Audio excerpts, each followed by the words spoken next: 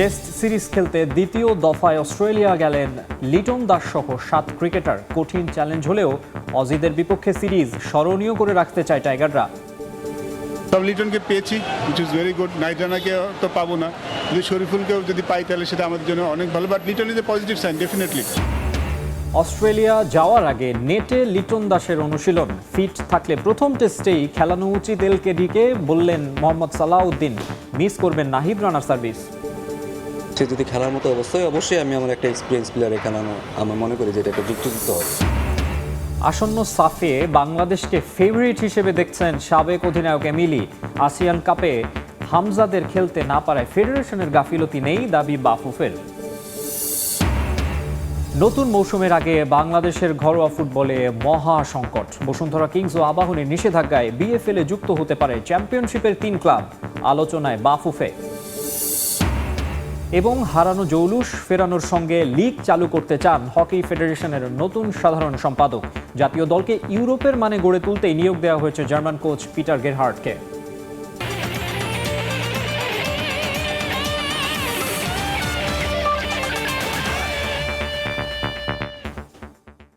দেখছিলেন শিরোনাম, এবারে জানাবো বিস্তারিত। শুরুতেই ক্রিকেটের খবর। অস্ট্রেলিয়ার বিপক্ষে টেস্টে কঠিন চ্যালেঞ্জের মুখে পড়বে বাংলাদেশ, তবে জয় অসম্ভব নয়। দ্বিতীয় বহরে দেশ ছাড়ার আগে মাউন্ট মঙ্গানুয়ে ঐতিহাসিক টেস্ট জয়ের কথাও স্মরণ করিয়ে দেন জাতীয় দলের প্রধান নির্বাচক Habibul Bashar Suman. 2 match test series খেলতে রোববার অস্ট্রেলিয়া গেছেন লিটন দাস সহ 7 ক্রিকেটার। 5 বছর পর সৌম্য সরকার ফিরেছেন টেস্ট দলে, সেটাও মাইটি অস্ট্রেলিয়ার বিপক্ষে সিরিজে। যেই সিরিজ নিয়ে বিস্তর আলোচনা। ফলাফল কি হবে সেটা বলা কঠিন, তবে দেশ ছাড়ার আগে শরীরী ভাষায় ইতিবাচক সৌম্য সরকার। প্রথম দফায় গেল শুক্রবার অস্ট্রেলিয়া গেছেন দলের অধিকাংশ ক্রিকেটার ও কোচিং স্টাফ। এদিন প্রধান নির্বাচক হাবিবুল বাশার সুমনের সঙ্গে গেলেন বাকি 7 জন। বাংলাদেশ দলের সামনে চ্যালেঞ্জ তাসমান সাগর পারে কনকনে ঠান্ডার সঙ্গে মানিয়ে নেওয়াটাও। বিমানবন্দরে ক্রিকেটাররা এড়িয়ে যান গণমাধ্যম। আশার বাণী শোনানোর চেয়ে মাঠে ভালো খেলে একটা জয় উপহার দিতে চান ক্রিকেটাররা। ইনজুরির সমস্যাটা বাধা হলেও জয় ভিন্ন কিছুই ভাবছে না টিম ম্যানেজমেন্ট। জাতীয় দলের প্রধান নির্বাচক হাবিবুল বাশার জানান, বাংলাদেশ প্রস্তুত চ্যালেঞ্জের মুখোমুখি হতে। অতীত থেকেও আত্মবিশ্বাস খুঁজছে টাইগাররা। আমরা কিন্তু এর আগে নিউজিল্যান্ডকে একটা টেস্ট ম্যাচ হারিয়েছিলাম, সেটাও কিন্তু অনেক মঙ্গল, সেটাও কিন্তু অনেক কঠিন ব্যাপার ছিল। সেখানেও কিন্তু আর মূল একাদশে অনেক খেলার ছিলেন না, তখন যারা খেলতেন রেগুলার প্লেয়ার, সেখানে কিন্তু জিতেছিলাম। So nothing is impossible, it is a difficult task, we all know that, but it's not something যে ইম্পসিবল একটা ব্যাপার। দলের জন্য বড় স্বস্তি স্কোয়াডে লিটন দাসের ফেরা। অস্ট্রেলিয়াতে কিছু পরীক্ষা নিরীক্ষার পর ফিট থাকলে প্রথম টেস্টেই একাদশে দেখা যাবে অভিজ্ঞ এই উইকেট রক্ষক ব্যাটসম্যানকে। শরীফুলও নেটে অনুশীলন করেছেন। দ্বিতীয় টেস্টে তাকে পাওয়ার বিষয়ে আশাবাদী টিম ম্যানেজমেন্ট। এখন যেই দলটা আছে সেটা নিয়ে আশাবাদী, ওর প্রোগ্রেসটাও লিটনের মতো খুব ভালো হচ্ছে। আর যেহেতু ফাস্ট বোলারদের জন্য তো আসলে কাজটা আরেকটু পরীক্ষাটা বেশি দিতে হয়। আমি হোপফুল সেকেন্ড টেস্টটা ফেরত পেয়ে যাবো। টেস্ট চ্যাম্পিয়নশিপের 2026-27 সাইকেলের পয়েন্ট টেবিলে 4 নম্বরে আছে টাইগাররা। অস্ট্রেলিয়ার বিপক্ষে ভালো পারফরমেন্স ভবিষ্যতে এমন আরও সুযোগ বয়ে আনবে। একই সঙ্গে তরুণ ক্রিকেটারদের জন্য এই সিরিজ নিজেদের প্রমাণ করার বড় মঞ্চ। 27 বছরের টেস্ট ক্রিকেটের ইতিহাসে বিদেশ সফরে কেবল 3টা সিরিজে জয়। সবশেষ সিরিজেও জিম্বাবুয়ের কাছে ইনিংস ব্যবধানে হার। এই দলটাই তাসমান পারে যাচ্ছে মাইটি অস্ট্রেলিয়ার বিপক্ষে খেলতে। ট্রাভিস হেড, প্যাট কামিন্সদের সামলাতে পারবে তো বাংলাদেশ, নাকি আরও একটা শিক্ষা সফর সঙ্গী করে ফিরতে হবে টিম টাইগার্সকে? হযরত শাহজালাল আন্তর্জাতিক বিমানবন্দর থেকে মোহাম্মদ নাজমুল হাসান পুলক, সময় সংবাদ, ঢাকা। এদিকে অস্ট্রেলিয়ায় যাওয়ার আগে সকালে ঢাকায় অনুশীলন করেছেন লিটন দাস। মেডিকেল বিভাগের গ্রিন সিগন্যাল থাকলে লিটনকে অস্ট্রেলিয়ার বিপক্ষে প্রথম টেস্টের একাদশেই রাখা উচিত। তার মতো অভিজ্ঞ ব্যাটারকে পেলে বাংলাদেশের ব্যাটিং অর্ডার শক্ত হবে বলে মন্তব্য করেছেন বিসিবির high performance coach Mohammad Salauddin. অজিদের বিপক্ষে নাহিদ রানার পেস বোলিং মিস করবেন বলেও জানান তিনি। তবে অন্য বোলারদের জন্য এই সিরিজ দারুণ সুযোগ হিসেবে দেখছেন সালাউদ্দিন। শরীফুলের বোলিংয়ে লিটন দাসের ব্যাটিং অনুশীলন টাইগার ক্রিকেটের জন্য স্বস্তির দৃশ্য। যে লিটন দাস একসময় ছিটকে যাচ্ছিলেন অস্ট্রেলিয়ার বিপক্ষে সিরিজ থেকে, সেই লিটন ডারউইন যাওয়ার আগে দেশের মাটিতে করলেন প্রায় ঘণ্টাখানেকের ব্যাটিং অনুশীলন। রিদমে ফিরতে শুরু করেছেন শরীফুলও। তবে লিটনকে প্রথম টেস্টে পাওয়াটা বাংলাদেশের জন্য স্বস্তির। পুরো ফিট না হলেও কোচ সালাউদ্দিন লিটনকে প্রথম টেস্টের একাদশে রাখার পক্ষে। অ্যাজ এ উইকেট কিপার তার হয়তো 80-90 ওভার স্প্রিন্টও টানতে হবে না। সে যদি ব্যাটিংটা করতে পারে এবং সে মোটামুটি আমার মনে হয় সে যদি রানিং লেগে যদি মোটামুটি সে ভালো করে, আমার কাছে মনে হয় যে সে যদি খেলার মতো অবশ্যই আমি আমার একটা এক্সপিরিয়েন্স প্লেয়ারে খেলানো আমার মনে করি যে এটা একটা যুক্ত হবে। ব্যাটিং নিয়ে আসলে কারণ এক্সপিরিয়েন্স আর আপনি কখনো এটা ভুলবেন না, আপনার যে এক্সপিরিয়েন্স এটা আপনি আসলে কখনো আপনার মেমোরিতে সবসময় থেকে যায়। হয়তো এই অ্যাডজাস্টমেন্টটা এটা খুব ভালো যে সে আগে যাচ্ছে, সেইখানে যে অ্যাডজাস্টটা করতে পারবে। কারণ আমার মনে হয় অলমোস্ট 45 ডেজে কিন্তু ম্যাচের ভিতরে নাই। সে যদি প্র্যাকটিস ম্যাচটা খেলতে পারে আমি মনে করি সেটা তার জন্য অনেক বেটার হবে, তখন তার জন্য টেস্ট ম্যাচটাও খেলা অনেক ইজি হয়ে যাবে। দীর্ঘদিন পর সাদা পোশাকে সুযোগ পেয়েছেন জাকের আলী অনিক। উইকেট রক্ষক ব্যাটারের প্রশংসা করলেন সালাউদ্দিন। ব্যাট হাতে অজিদের বিপক্ষে ভালো ভূমিকা রাখার সক্ষমতা আছে তার। অ্যাজ এ ক্রিকেটার তার কিন্তু আমি মনে করি সে অনেক ভালো ফাইটার এবং সে মাঠে ফাইট করতে জানে এবং তার রোলটা সে ভালো জানে। এবং বাংলাদেশের কিছু ব্যাটসম্যান যারা আছে দেখুন, যারা বোলারদের নিয়ে খেলতে পারে, কারণ আমার দেশে কিন্তু হয়তো 4 উইকেট আর 5 উইকেট পড়ে গেলে সবারই কিন্তু বোলারদের নিয়ে খেলতে হয়। বাট জাকিরের রোলটা খুব ভালোভাবে জানা আছে এবং সে অনেকবার এটা প্রুভও করছে এবং ওই পজিশনে আমাদের এরকম একটা ব্যাটসম্যানও দরকার আছে। আমি আশা করব সে এটা ভালো করার তার সুযোগ আছে এবং সে জানে তার রোল অনুযায়ী কী বলতে। অস্ট্রেলিয়ায় বরাবরই দেখা যায় পেসারদের দাপট। এমন সিরিজে নেই নাহিদ রানা। তাকে নিয়ে উচ্ছ্বসিত ছিলেন সালাউদ্দিনও। তবে এটাকে অন্যদের জন্য সুযোগ হিসেবে দেখছেন তিনি। আমিও খুব এক্সাইটেড ছিলাম যে কবে দেখবো নাহিদ রানা অস্ট্রেলিয়ান ব্যাটসম্যানদের আসলে বাউন্সার মারতেছে, খেলার একটা এক্সাইটমেন্ট। আমি নিজেও অনেক এক্সাইটেড ছিলাম যে নাহিদ রানা খেলবে। যেহেতু হয় না এখানে হাহুতাশ করে লাভ নেই, বাট আমি মনে করি অন্য বলার যারা আছে তারাও যদি একটু বুদ্ধি করে বল করতে পারে আমার মনে তারাও অনেক ভালো করবে। লম্বা সময় পর অস্ট্রেলিয়ার মাটিতে টেস্ট খেলার সুযোগ পাওয়া বাংলাদেশ স্মরণীয় পারফরমেন্স করবে বলেও প্রত্যাশা এই কোচের। তারেক হাসান শিমুল, সময় সংবাদ, ঢাকা। এবারে ফুটবল।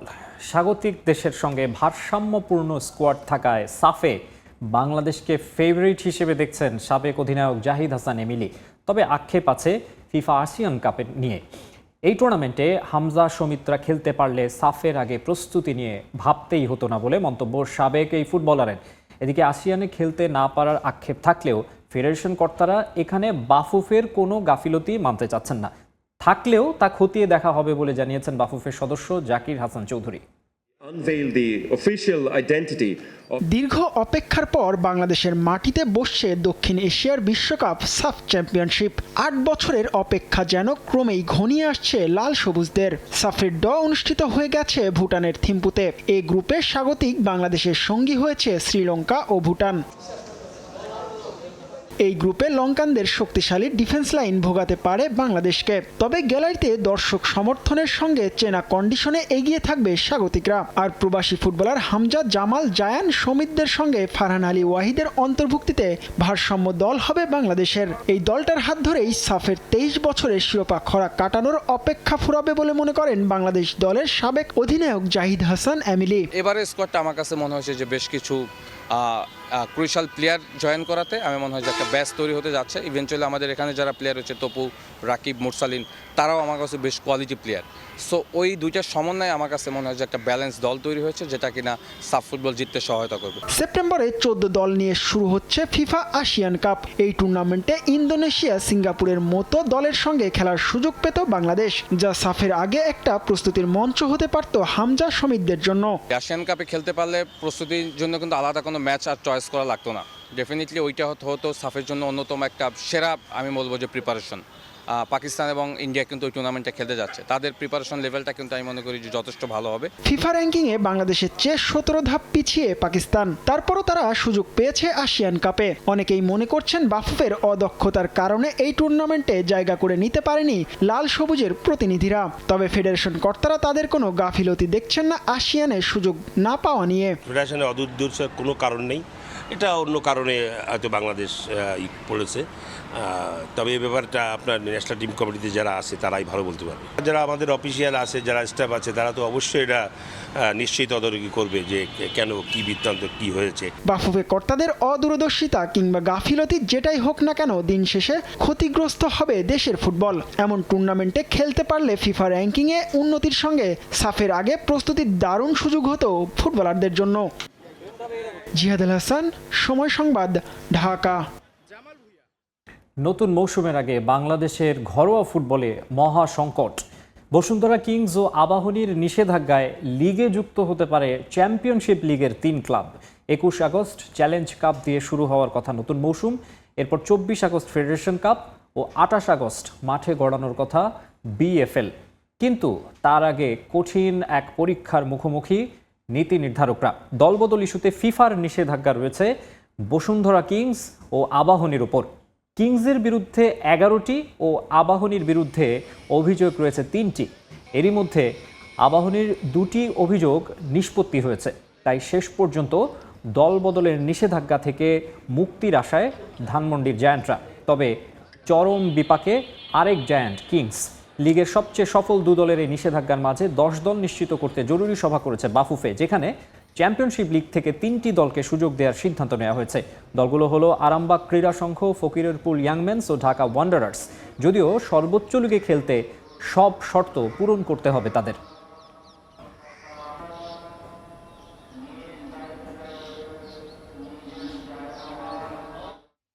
জানাবো দেশের হকির খবর। প্রয়াত বাবা কিংবদন্তি হকি খেলোয়াড় আব্দুস সাদেকের স্বপ্ন পূরণ করতে হকি ফেডারেশনের দায়িত্ব নিয়েছেন বর্তমান অ্যাডহক কমিটির সাধারণ সম্পাদক ইশতিয়াক সাদেক। হকির হারানো জৌলুস ফিরিয়ে আনার পাশাপাশি নিয়মিত লিগ চালু করতে চান তিনি। সেই সঙ্গে খেলোয়াড়দের সুযোগ সুবিধাও বাড়াতে চায় বর্তমান কমিটি।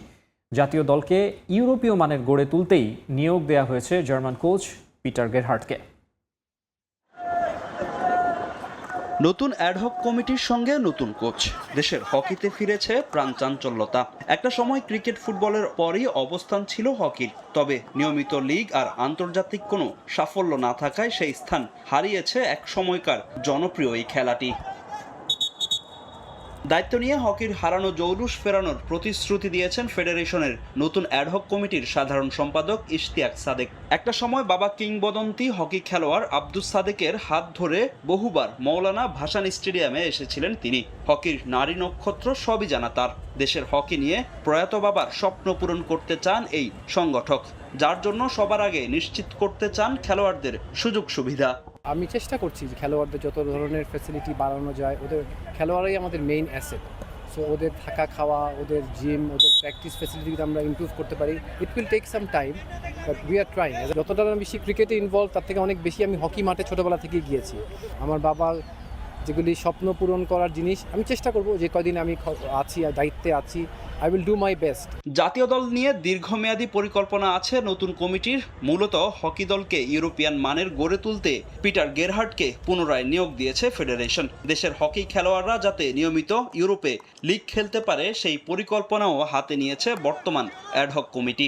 আমাদের এখানকার অনেকগুলি প্লেয়ারই কিন্তু জার্মানিতে লিগ খেলে বা ইউরোপে লিগ খেলে। সো ইন ফিউচার যেন অ্যাটলিস্ট 40-50টা প্লেয়ার রেগুলার বেসিসে ইউরোপে খেলতে পারে, সেটাও আমাদের একটা প্ল্যানের মধ্যে অন্তর্ভুক্ত আছে।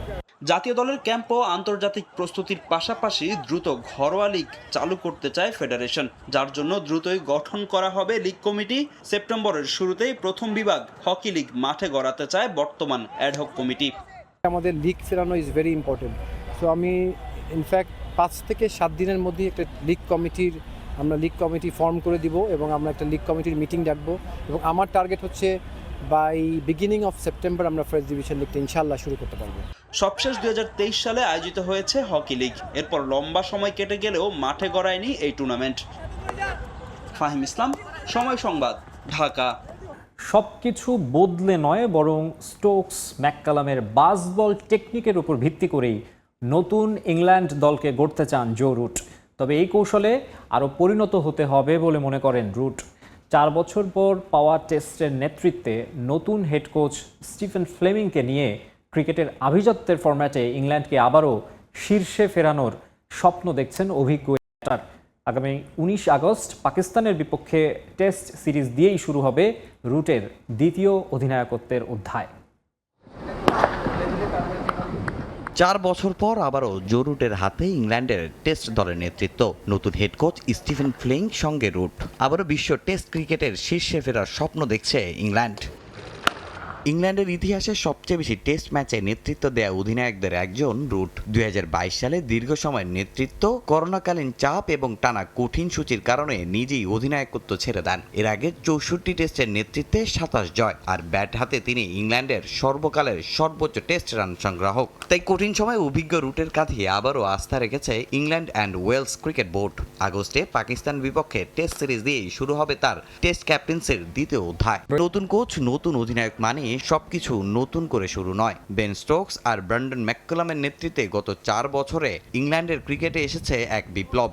বাসবল দর্শনে ভয়ডরহীন আক্রমণাত্মক ক্রিকেট খেলেছে থ্রি লায়ন্স। কৌশলে কিছু পরিবর্তন এনে সেই সাহসী মানসিকতাই ধরে রেখে এগিয়ে যেতে চান রুট। রুটের এই বক্তব্যই স্পষ্ট, ইংল্যান্ডে বাসবল শেষ হচ্ছে না, বরং রুটের হাতে সেটা আরও পরিণত হওয়ার অপেক্ষায়। অধিনায়কত্ব ছাড়ার পর গত 4 বছরে ব্যাট হাতে রুট ছিলেন দুর্দান্ত। ধারাবাহিকভাবে রান করে নিজেকে নিয়ে গেছেন কিংবদন্তিদের কাতারে। এবার নেতৃত্বের পাশাপাশি তার ব্যাটও হবে ইংল্যান্ডের সবচেয়ে বড় শক্তি। ডাগ আউটে ফিরতেই আবারও শুরু জিজু ম্যাজিক। ঘরের মাঠে ইউএফা নেশনস লিগে জিনেদিন জিদানের প্রথম অ্যাসাইনমেন্টেই বাজিমাত। ফরাসি গণমাধ্যমে খবর, ফ্রান্স ইতালি ম্যাচের সব টিকিট বিক্রি হয়ে গেছে একদিনেই। কোচ হিসেবে জিদানের প্রথম ম্যাচ নিয়ে আগ্রহের শেষ নেই প্যারিসিয়ান সমর্থকদের মধ্যে। ম্যাচের 80,000 টিকিটের একটিও অবশিষ্ট নেই বলে নিশ্চিত করেছে ভেন্যু কর্তৃপক্ষ। একসময় যার পায়ের জাদুতে বিশ্বজয়ের আনন্দে ভেসেছিল ফ্রান্স, এবার সেই ইতিহাস গড়ার মহানায়ক ফিরেছেন নিজের ঘরে। তবে মাঠের খেলোয়াড় হয়ে নয়, এবার ডাগ আউটে বসে ফরাসি ফুটবলের রথ টানার দায়িত্ব জিনেদিন জিদানের কাঁধে। লেবলুজদের দায়িত্বে জিদানের আগমন ফুটবল প্রেমীদের মধ্যে বয়ে এনেছে এক নতুন উন্মাদনা আর ভালোবাসার জোয়ার। ফরাসি ফুটবলে জিদান এফেক্ট কতটা প্রখর তার প্রমাণ মিলল ডাগ আউটে নামার আগেই। জাতীয় দলের প্রধান কোচ হিসেবে নিজের প্রথম ঘরের মাঠের ম্যাচের জন্য টিকিট বিক্রি শুরু হতে না হতেই ঘটে গেল এক লঙ্কা কাণ্ড। টিকিটের আবেদন খোলা মাত্রই নিমিষের মধ্যে শেষ হয়ে গেল সব টিকিট না পেয়ে ভক্তদের আক্ষেপে ভারী হয়ে উঠেছে প্যারিস, আর যারা পেয়েছেন তাদের উচ্ছ্বাস। সব মিলিয়ে যেন এক উৎসবের আমেজ। ফরাসি ফুটবলের ইতিহাসে গ্যালারির এমন উপচে পড়া ভিড় কিংবা দর্শক আগ্রহ আগে খুবই কম দেখেছে বিশ্ব ফুটবল। প্রিয় তারকাকে গুরু হিসেবে প্রথমবার মাঠে দেখার আকুলতা ছাপিয়ে গেছে আগের সব রেকর্ডকে। টিকিট বিক্রি শুরুর রেকর্ড সময় থেকে শুরু করে টিকিটের আকাশচুম্বী চাহিদা, সব কিছুতেই এখন শুধু জিদানের জয় জয়কার। ফুটবল বোদ্ধাদের মতে বিষয়টা শুধু একটা ম্যাচের টিকিট পাওয়ার মধ্যেই সীমাবদ্ধ নেই, এটি ফরাসি ফুটবলের প্রতি মানুষের ভালোবাসা আর আবেগের এক নতুন বহিঃপ্রকাশ। জিদানের হাত ধরে ফরাসি ফুটবল দল আবার নতুন এক সোনালী যুগে প্রবেশ করবে, এমন স্বপ্নেই এখন বিভোর দেশটির কোটি কোটি ফুটবল ভক্ত। তবে 2 অক্টোবর ম্যাচের আগেই ফ্রান্সের ডাগ আউটে অভিষেক ঘটে যাবে জিদানের। 25শে সেপ্টেম্বর নেশনস লিগে তুরস্কের ঘরের মাঠে খেলবে ফ্রান্স। এর 3 দিন পর বেলজিয়ামের ঘরের মাঠে আতিথ্য নেবে এমবাপে ওলিসেরা। কিন্তু সেসব ম্যাচ নয়, অক্টোবর 2 নিয়েই এখন মেতে আছে ফরাসিরা। সব অপেক্ষার অবসান ঘটিয়ে তাদের অপেক্ষা এখন শুধু বাঁশি বাজার। গ্যালারি ভর্তি হাজারো দর্শক আর কোটি ভক্তের নজর থাকবে জিদানের দিকে। ক্লাব ফুটবলের রাজার ফ্রান্সের ডাগ আউটের এই পদচারণা কেমন হয় তা দেখার অপেক্ষায় গোটা ফুটবল দুনিয়া। নিয়ন মোহাইমিন, সময় সংবাদ। ভিনিসিয়াস জুনিয়রের আর্সেনালে যোগ দেওয়ার গুঞ্জন আরও জোরালো করলেন মিকেল আর্তেতা। ব্রাজিলিয়ান সুপারস্টারের সঙ্গে চুক্তির বিষয়ে সরাসরি কিছু না বললেও ইতিবাচক ইঙ্গিতই দিয়েছেন গানার্স বস। এছাড়া ট্রান্সফার উইন্ডো শেষ হওয়ার আগে আরও চমক দেওয়ার কথা জানান আর্তেতা। এদিকে প্রাক মৌসুমের ম্যাচে জিরোনার বিপক্ষে 4-1 গোলের জয় পেয়েছে আর্সেনাল।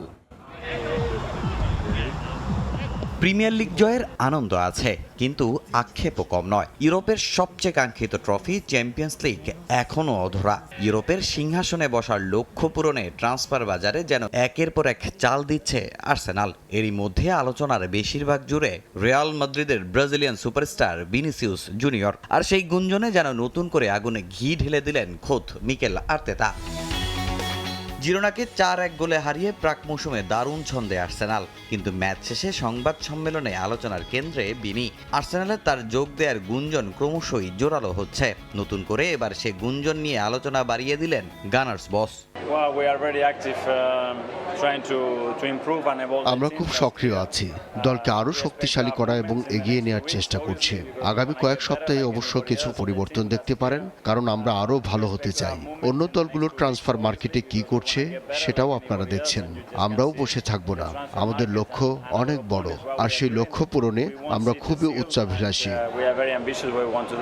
ভিনিসিয়াসের নাম শুনে সরাসরি কোনো মন্তব্য করেননি আর্তেতা, কিন্তু তার উত্তর যেন গুঞ্জনকে আরো উস্কে দিয়েছে। ট্রান্সফার উইন্ডো শেষ হওয়ার আগেই আরো বড় কোনো চমক দিতে চায় ইংলিশ ক্লাবটি।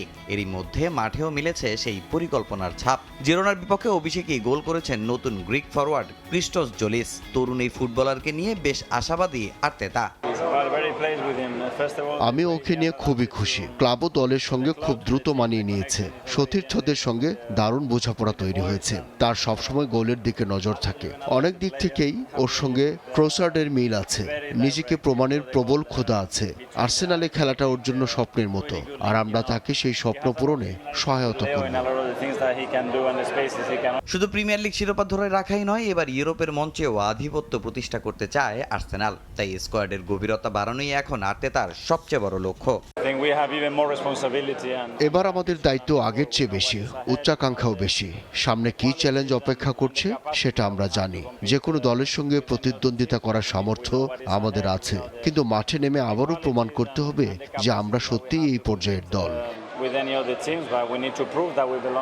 ভিনিসিয়াস জুনিয়র শেষ পর্যন্ত এমিরেটসের জার্সি গায়ে তুলবেন কিনা সেটা এখনো সময়ের অপেক্ষা। তবে প্রিমিয়ার লিগ জয়ের পর থেমে থাকতে রাজি নয় আর্সেনাল। তামিম হোসেন, সময় সংবাদ।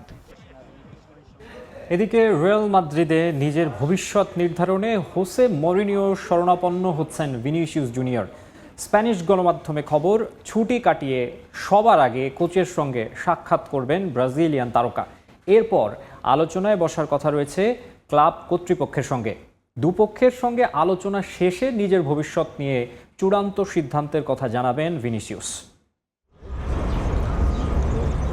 বিশ্বকাপের পর ক্লাব ফুটবলে ব্যস্ত হওয়ার আগে ছুটি ভালো কাটেনি ভিনিসিয়াসের। নতুন মৌসুম কোথায় শুরু করবেন ব্রাজিলিয়ান উইঙ্গার সেই নিশ্চয়তা মেলেনি এখনো। মাদ্রিদ আর লন্ডন নিয়ে টানাপোড়েনে তার কপালে চিন্তার ভাঁজ।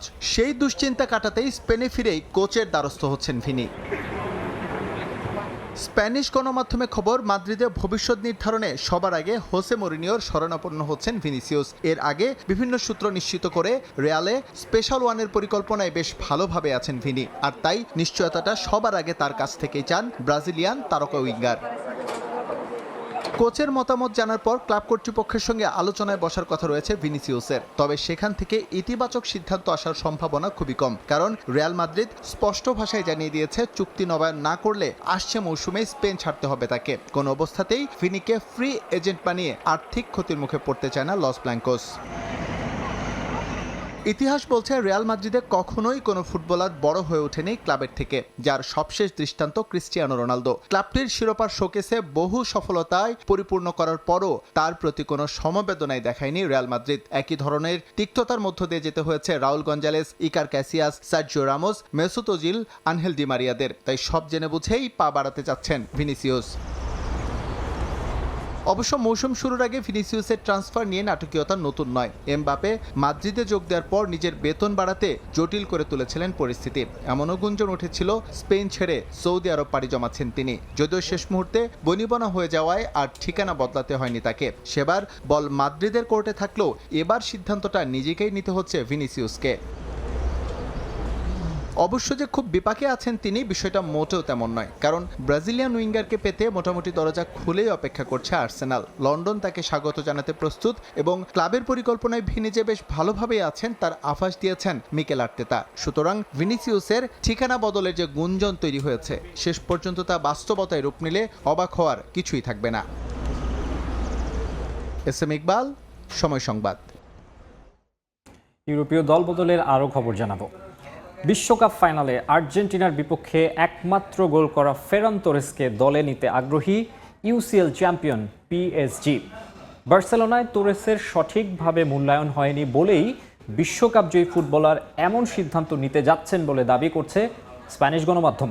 এদিকে ক্যারিয়ারের শেষ দিকে এসে চেলসিতে যোগ দেয় উচ্ছ্বসিত ইংলিশ স্ট্রাইকার ড্যানি ওয়েলবেক।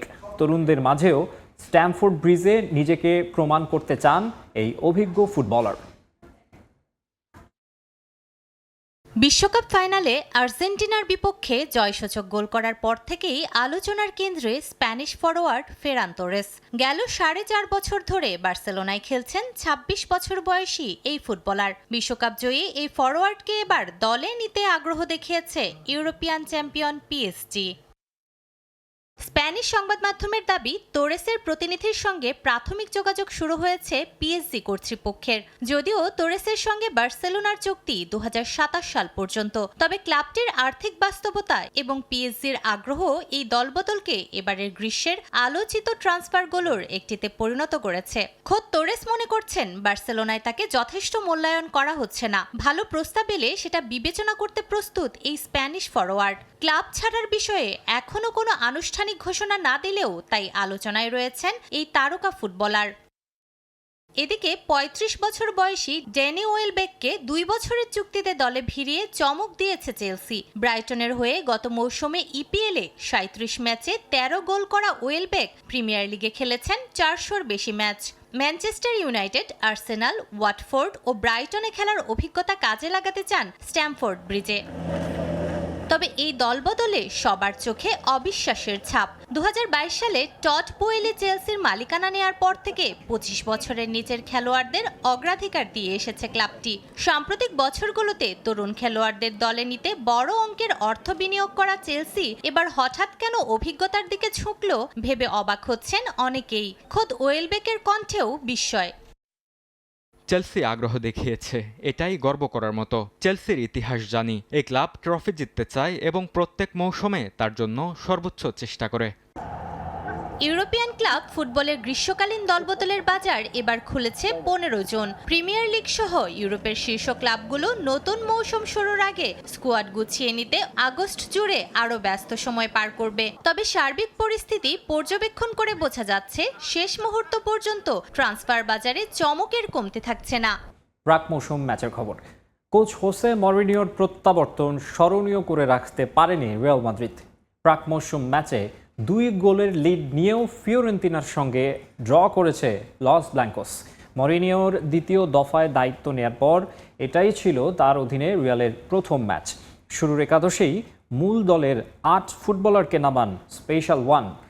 12 মিনিটেই এনরিকের দুর্দান্ত গোলে এগিয়ে যায় লস ব্ল্যাঙ্কোস। এর কিছুক্ষণ বাদেই অ্যালেক্সিস সিরিয়ার গোলে ব্যবধান দ্বিগুণ করে রিয়াল। বিরতিতে যাওয়ার আগে 1 গোল শোধ করে ফিওরেন্তিনা।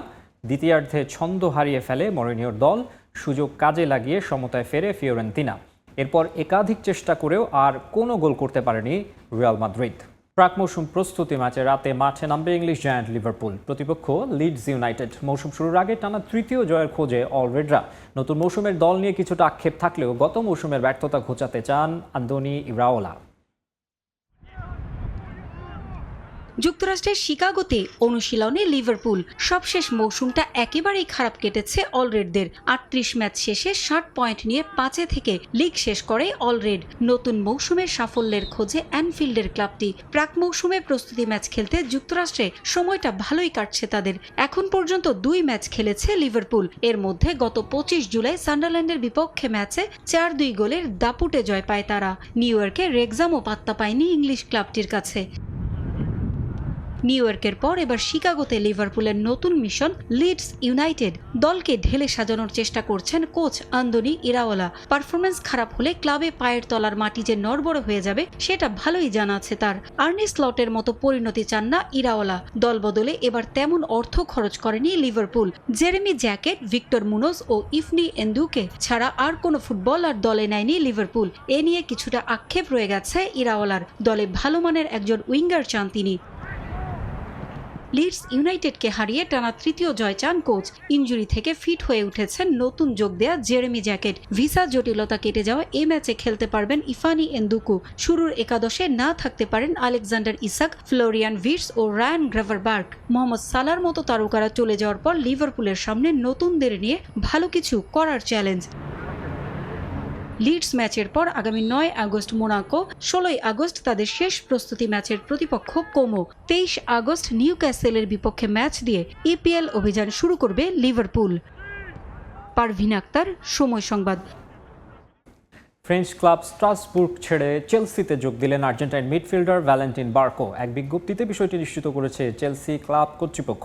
বোকা জুনিয়র্সে ক্যারিয়ার শুরু করা বার্কো 2023-24 মৌসুমে যোগ দেন English club Brighton and Hove অ্যালবিয়নে। তবে সে সময় খুব একটা সুবিধা করতে পারেননি এই মিডফিল্ডার।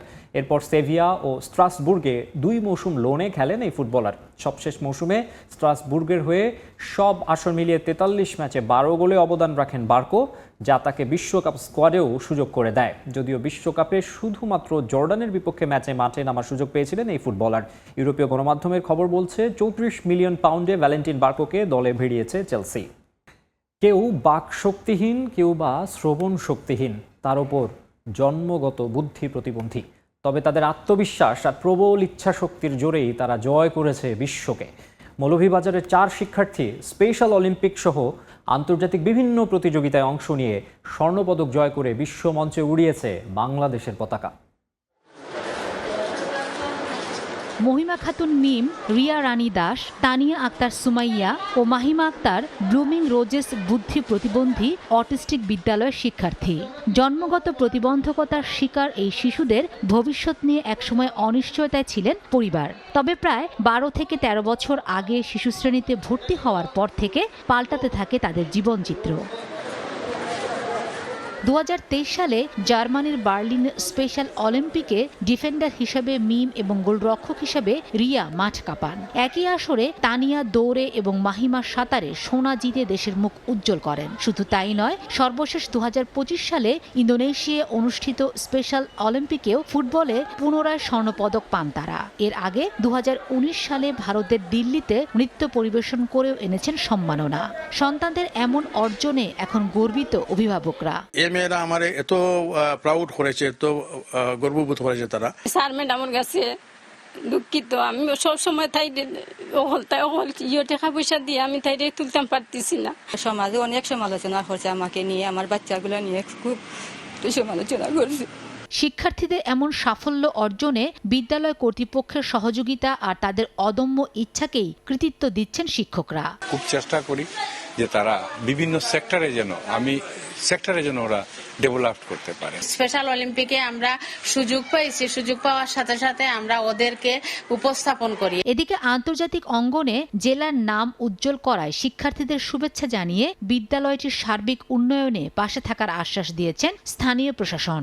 আমরা এবং জেলা প্রশাসনের পক্ষ থেকে তাদেরকে মূল্যায়নের পাশাপাশি এই স্কুলটার বিভিন্ন উন্নয়নের দিকে আমরা এখন নজর দিয়েছি। বিদ্যালয় কর্তৃপক্ষের তথ্য মতে এখানে এখন আরও অন্তত 10 জন প্রতিভাবান শিক্ষার্থী রয়েছে, কিন্তু সরকারের নিয়ম অনুযায়ী বয়সের সীমাবদ্ধতার কারণে তারা সুযোগ পেয়েও সামনের দিকে এগুতে পারছে না। সময় সংবাদ, মৌলভীবাজার।